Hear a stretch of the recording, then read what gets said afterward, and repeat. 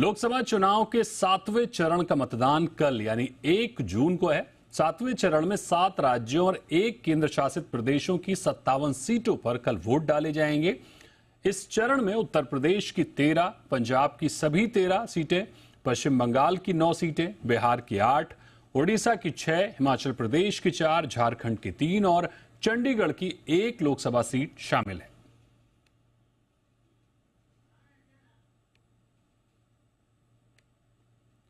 तो आपको बता दें कि कल 7वें चरण का मतदान है और कल तमाम बड़े चेहरों की किस्मत दांव पर लगी है। आपको बता दें कि कई केंद्रीय मंत्री हैं, उनकी किस्मत दांव पर लगी है। प्रधानमंत्री मोदी के चुनावी क्षेत्र में भी कल मतदान है, यानी बनारस में।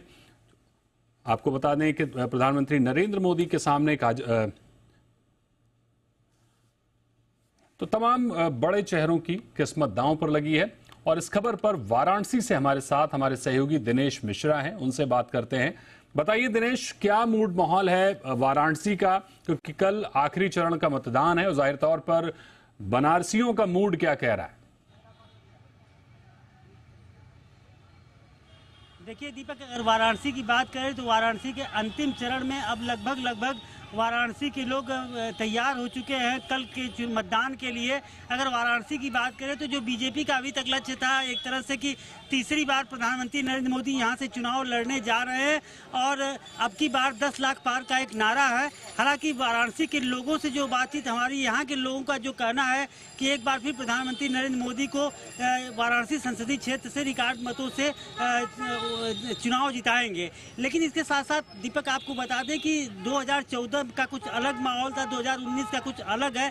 इस बार का जो है मार्जिन को लेकर लोगों में काफ़ी चर्चाएं चल रही कि मार्जिन बढ़ेगा या घटेगा। हालांकि यह 4 तारीख को काउंटिंग के बाद ही पता चल पाएगा कि जो बीजेपी का लक्ष्य है, खुद प्रधानमंत्री नरेंद्र मोदी का जो यहाँ आह्वान था, जो कहना था कि इस बार रिकॉर्ड मतों से चुनाव यहाँ से उनको जिताया जाए। तो अब ये आगे क्या होता है मार्जिन को लेकर के, देखिए जीत तो लगभग अब एक तरह से वाराणसी के हिसाब से तय मानी जा रही है, लेकिन मार्जिन क्या होगा अब इस पे चल रहा है। और इसके साथ साथ बात करें दीपक, पूरे 13 लास्ट चरण में 13 संसदीय क्षेत्र जो वाराणसी से अगल बगल के हैं वहाँ चुनाव होना है और सभी कई जगह कद्दावर। अगर बात करें मिर्जापुर से तो केंद्रीय मंत्री अनुप्रिया पटेल चुनाव लड़ रही हैं। इसके साथ साथ यहीं बगल से चंदौली से महेंद्र नाथ पांडे जो कि कैबिनेट मंत्री हैं वो चुनाव लड़ रहे हैं। उनके यहाँ भी कड़ी मशक्कत है जीत के लिए। इसके साथ साथ गाजीपुर काफ़ी हार्ड सीट मानी जा रही है क्योंकि वहाँ पर मुख्तार अंसारी के भाई अफजाल अंसारी लड़ रहे हैं और बीजेपी के अमित शाह वहाँ जा करके कई बार अपने प्रत्याशी को जिताने के लिए रैली भी कर चुके हैं, तो वहाँ की सीट को भी हार्ड सीट माना जा रहा है। इसके साथ साथ गाजीपुर, तो कुल मिलाकर के 13 सीटों पर एक कड़ी टक्कर है। और सबसे बड़ी बात दीपक आपको बता दें कि जो टेम्परेचर नौतपा का चल रहा है, टेम्परेचर जो इस समय है पूरे इलाके में लगभग 48 डिग्री सेंटीग्रेड, तो गर्मी बहुत ज़्यादा पड़ रही है, जिसके चलते यह भी कयास लगाया जा रहा है कि यहाँ पर लोग उतना प्रतिशत मतदान कर पाएंगे कि नहीं कर पाएंगे। और अगर मतदान प्रतिशत कम होता है तो कहीं न कहीं से बीजेपी के लिए नुकसानदायक साबित हो सकता है। तो पूरा कंसंट्रेट यहाँ के प्रशासन और बीजेपी के लोग, बीजेपी के पदाधिकारी हैं कि किसी भी तरह से अधिक लोगों से मतदान कराया जाए और मतदान प्रतिशत बढ़ाया जाए। जी दीपक, मतदान प्रतिशत बढ़ाने की बात है, लेकिन गर्मी का अलग ही आलम है। हालांकि क्या होगा ये तो बाद में पता चलेगा। आपको बता दें इस वक्त हमारे साथ हमारे सहयोगी परमवीर जुड़ गए, उनसे बात करते हैं। परमवीर, ये बताइए कि क्या मूड माहौल देख रहे हैं पंजाब में? पंजाब की 13 सीटों का कल मतदान होना है, सभी 13 सीटों पर। तो ऐसे में क्या मूड माहौल है, क्या मुद्दे हैं, जनता किस मुद्दे के साथ वोट करने वाली है? भारत शर्मा, माफ कीजिएगा। बिल्कुल दीपक, आपको बता दें कि कल पंजाब में 1 जून को जो है लोकसभा चुनाव होने जा रहा है। 13 सीटें जो काफी और सीटें मानी जा रही है। अगर हम बात करेंगे पिछली बार जो 8 सीटें जो कांग्रेस की थी, पर इस बार कहीं ना कहीं आम आदमी पार्टी अलग से चुनाव लड़ रही है, कांग्रेस अलग से लड़ रही है। और जो पिछली बार बीजेपी और अकाली दल का जो समझौता था, पर इस बार बीजेपी और अकाली दल भी जो है पंजाब से अलग अलग चुनाव लड़ रहे हैं। अगर बात करें गुरुनगरी अमृतसर की, गुरुनगरी अमृतसर में जो पिछले सांसद थे वो गुरजीत सिंह औजला कांग्रेस के पार्टी के थे, और इस बार अगर बात करें तो कांग्रेस ने गुरजीत सिंह औजला को मैदान से उतारा है।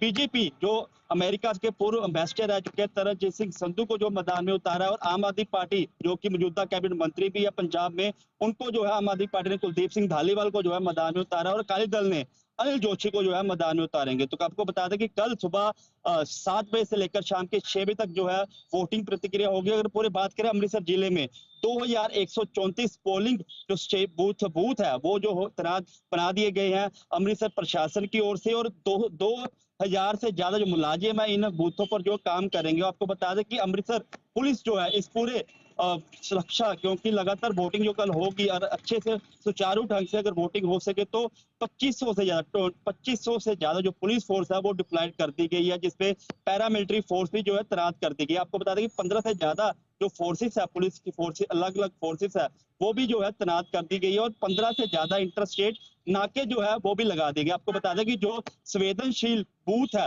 उस पर भी जो है पुलिस फोर्स ज्यादा तैनात कर दी गई है, ताकि बिल्कुल सुचारू ढंग से जो है इलेक्शन हो सके। और बता दें कि इस बार जो मुद्दे हैं अमृतसर गुरु नगरी है और बॉर्डर सिटी है, कुछ ही दूरी पर पाकिस्तान बॉर्डर भी है, तो मुद्दे अमृतसर में काफी है, चाहे नशा का मुद्दा हो या फिर हो लॉ एंड ऑर्डर का। पर इस बार जो है लगातार अलग अलग उम्मीदवारों की ओर से जो है चुनाव प्रचार किया गया था। बीजेपी की ओर से बात करें तो जो सबसे बड़े लीडर थे जेपी नड्डा, बीजेपी प्रेसिडेंट, जो वो भी यहाँ पर चुनाव प्रचार करने आए थे, और राहुल गांधी कांग्रेस से, उन्होंने भी जो अमृतसर में चुनाव प्रचार किया था। और केजरीवाल, अरविंद केजरीवाल दिल्ली के मुख्यमंत्री और पंजाब के मुख्यमंत्री की ओर से भी जो अमृतसर में चुनाव प्रचार किया गया था। अब देखना यही होगा कल जो अमृतसर वासी है किसको जो वोट डालती है, और 4 जून को क्या नतीजा आता है, किसकी है जो सांसद है जो अमृतसर से बनता है। जी, जाहिर तौर पर 4 जून को क्या नतीजे होंगे वो तय करेंगे कि आखिर किसकी सरकार बनेगी। बहुत बहुत शुक्रिया करेंगे भारत और दिनेश आपका हमारे साथ जुड़ने के लिए।